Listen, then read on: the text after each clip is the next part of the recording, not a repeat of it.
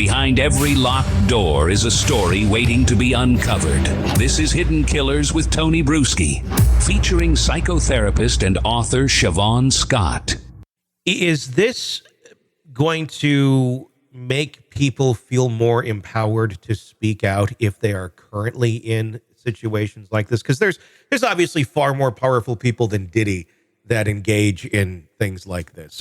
People who probably aren't even well-known names that anyone is aware of. Just a lot of money and a lot of power. Yeah. Just because celebrity aren't the only people with money in our country, but I think we tend to forget that sometimes.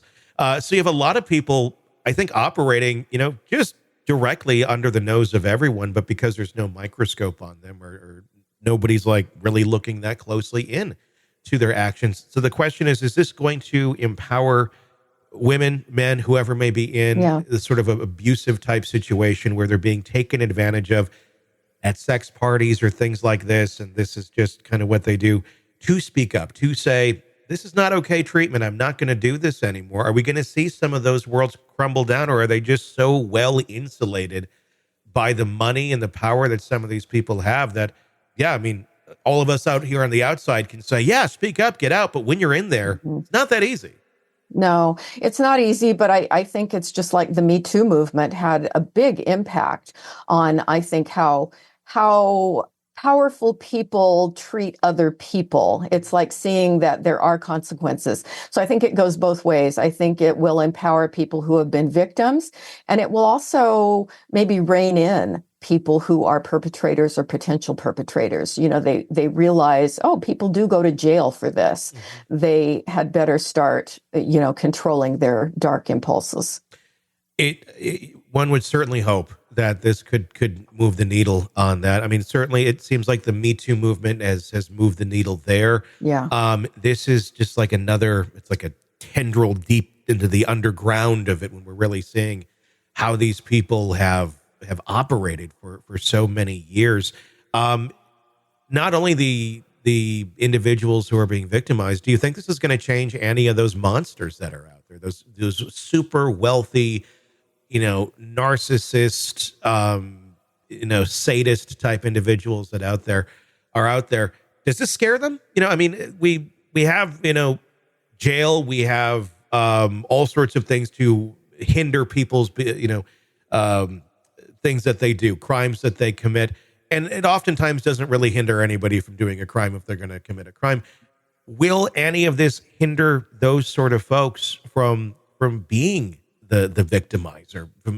Does this make someone like that step back and go, maybe I shouldn't be doing that? Or is it just like this, just so it doesn't even, they don't absorb it because they don't get it, that it's about them? I believe in the power of social learning. People do learn from what they witness.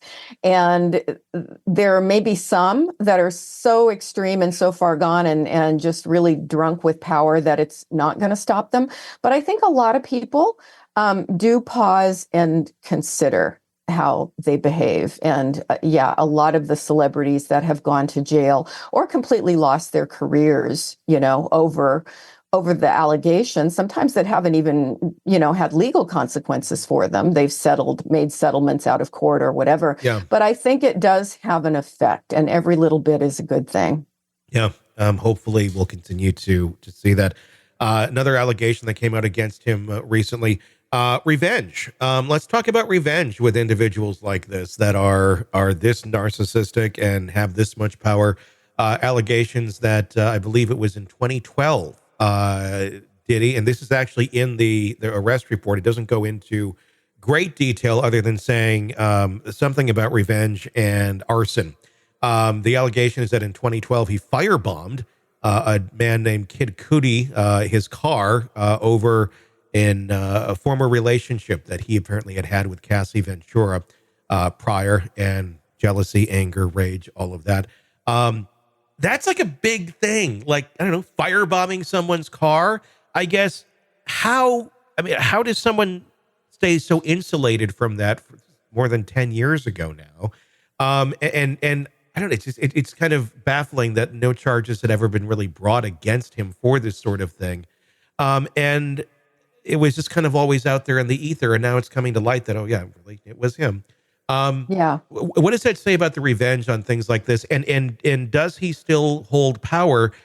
Is there people should some people still be afraid to come out against him for fear of some sort of retribution from his goons? I'm sure there are people who know things that are afraid to speak out just for that reason, because, we're talking again, as we often do, about the cluster B personality pathology. And those folks tend to be very vengeful and seek revenge.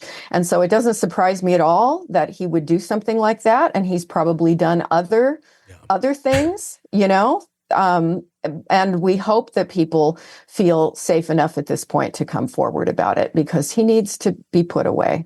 This is going to make for one hell of a Netflix series. We were talking about it off the air. Like, we've seen the Dahmer one. Now we've seen the Menendez one. Yeah. I'm waiting for the Diddy one, because it's so, if you wrote this script, people would say it's too extreme. Too much. This is too much. And, but unfortunately, it's not, and it's real people's lives that have suffered. Yeah.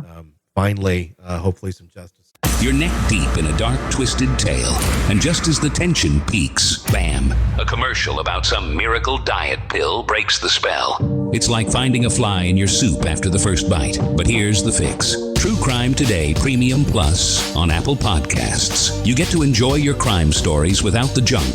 Ad-free episodes, extended interviews that go beyond the surface, and early access to all the gruesome details. It's like swapping out a can of cheap beer for a glass of fine whiskey. So search for True Crime Today Premium Plus on Apple Podcasts. Subscribe and keep the darkness flowing uninterrupted.